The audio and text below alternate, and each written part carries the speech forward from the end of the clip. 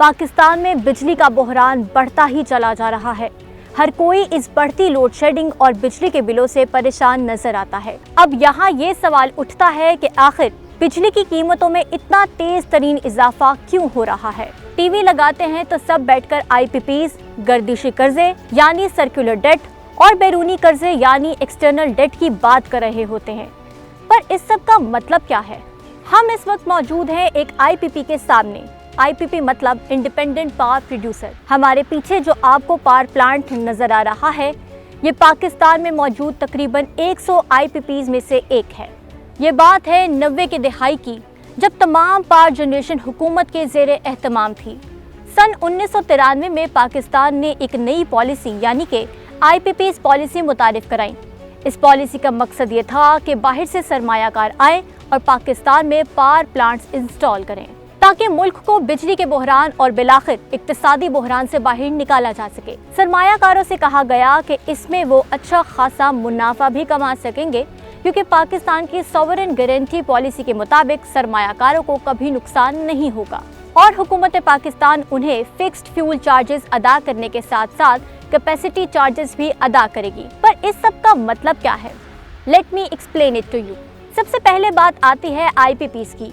तो IPPs को पूरी दुनिया में इतना बुरा नहीं समझा जाता, क्योंकि ऑन पेपर IPPs के होने से तरक्की पजीर ममालिक की पावर जनरेशन बढ़ती है, और वो भी एक फ्लेक्सिबल पेमेंट स्ट्रक्चर के साथ। पर अफसोस पाकिस्तान में ऐसा नहीं हुआ। जहां IPPs के साथ मुआहिदा में फ़ायदा समझा जाता है, वहीं कुछ रिस्क भी होते हैं, जैसे कि करेंसी में उतार चढ़ाव और सियासी अदम इस्तेहकाम के बाइस सरमायाकारों को अदायगी। इसी सब की वजह से पाकिस्तान में IPPs की तनाज़ा के पीछे उनके साथ के गए मुआहिदों में कुछ ऐसी शराइत थीं जो आज तक हम भुगत रहे हैं। इन शराइत पर हम बाद में आएंगे, मगर पहले बात करते हैं पाकिस्तान की पावर जनरेशन डिमांड और IPPs की। पाकिस्तान इकोनॉमिक सर्वे के मुताबिक हम तकरीबन 41,000 मेगावाट बिजली बनाते हैं। सारिफीन की मांग 31,000 मेगावाट के करीब है, जबकि सारिफीन को सिर्फ 22,000 मेगावाट बिजली ही मिलती है। 1994 की पाकिस्तान पावर पॉलिसी रिपोर्ट के मुताबिक पाकिस्तान की बिजली की ज़रूरियात को पब्लिक सेक्टर यानी हुकूमत पूरा नहीं कर सकती थी। टैक्स के बोझ और वसाइल की तकसीम की कमी की वजह से अब इस मसले को मद्देनजर रखते हुए IPPs लाई गईं। सरकारी दस्तावेजात के मुताबिक फरवरी 2024 तक पाकिस्तान में तकरीबन 100 IPPs मौजूद हैं। इनमें से कितनी अभी तक फाल हैं वो तो एक अलग बहस है, मगर इनमें से कुछ चीनी और मलेशियाई मल्टीनेशनल कंपनियों के ज़ेरे मलकियत हैं, कुछ बरतानिया से ताल्लुक़ रखने वाले सरमायाकारों की हैं और बाकी मकामी ग्रुप्स की। इसहाक डार साहब ने 14 ट्रिलियन रुपए का जो बजट 2022-23 का बनाया, उसमें से 1 ट्रिलियन रुपए सब्सिडी के लिए मुख्तस कर दिया, जिसमें से पावर सेक्टर के लिए 569 बिलियन रुपए मुख्तस किए गए। इन 569 बिलियन में से 310 बिलियन IPPs के लिए मुख्तस किए गए, और इन्हीं 310 बिलियन में से 70% फिक्स्ड कैपेसिटी चार्जेस के तौर पर अदा किए गए हैं। आसान अल्फाज में कहा जाए तो IPP से बिजली खरीदी भी नहीं गई, पर कुल फंड्स का 70% उनके यहाँ सरमायाकारी के लिए उन्हें दिया गया। मुख्तसर ये कि प्लांट को इंस्टॉल करने से लेकर काम में लाने तक जितने भी अखराजात थे वो सब हुकूमत पाकिस्तान ने बर्दाश्त किए। अब सवाल ये है कि जब हुकूमत ने बिजली खरीदी नहीं या फिर IPPs ने बिजली बेची नहीं, तो इनको इतने पैसे क्यों दिए गए। यहाँ बात आ जाती है इन शराइत की जिनको हम अभी तक महंगी बिजली और कर्जों में डूबकर भुगत रहे हैं।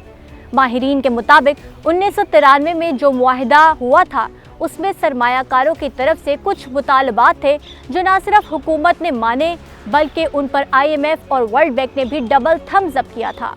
पहली शर्त ये थी कि पावर प्रोडक्शन में IPPs जो तेल इस्तेमाल करेंगी वो उन्हें हुकूमत पाकिस्तान पहले से मुकर्ररा कीमत पर खरीद कर देगी। मतलब ये कि चाहे बैनुल अक़वामी मार्केट में तेल की जो भी कीमत हो, हुकूमत कीमत का फ़र्क अपनी जेब से पे करेगी और टैक्स दहंदगान के पैसों से सब्सिडी की शक्ल में अदा करेगी। दूसरी शर्त ये थी कि जो बिजली IPPs पाकिस्तान को बेचेंगी वो भी डॉलर के साथ मुंसलिक होंगी, ताकि IPPs को रुपए के उतार चढ़ाव वाली कदर से नुकसान ना हो।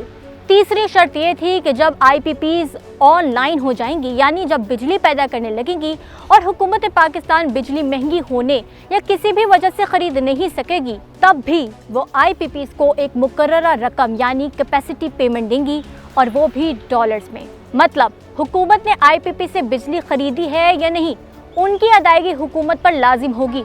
और इसी वजह से 47.9% पैदावार के बावजूद हुकूमत IPPs को 100% अदायगी कर रही है, जो कि मजीद बढ़ती जा रही है डॉलर की कीमत की वजह से।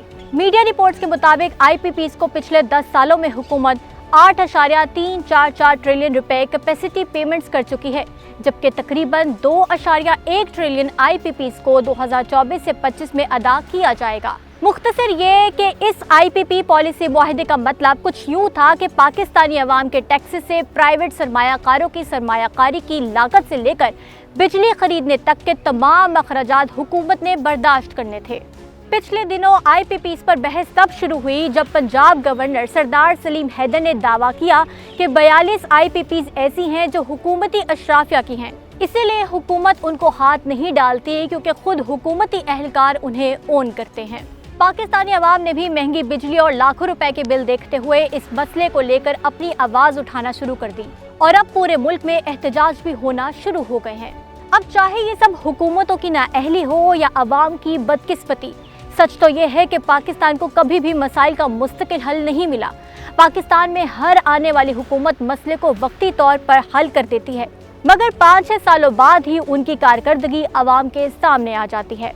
आजकल चलते एहतजाज और इंकशाफात के बाद हुकूमत इन मुआहदों को मनसूख करके पाकिस्तान को दरपेश चैलेंजेस का कोई मुस्तकिल हल निकालती है या नहीं, ये तो नहीं पता, मगर इस बात पर सब इत्तफाक कर सकते हैं कि ये वक्त पाकिस्तान में मौजूद बहरानों का मेक इट और ब्रेक इट होगा।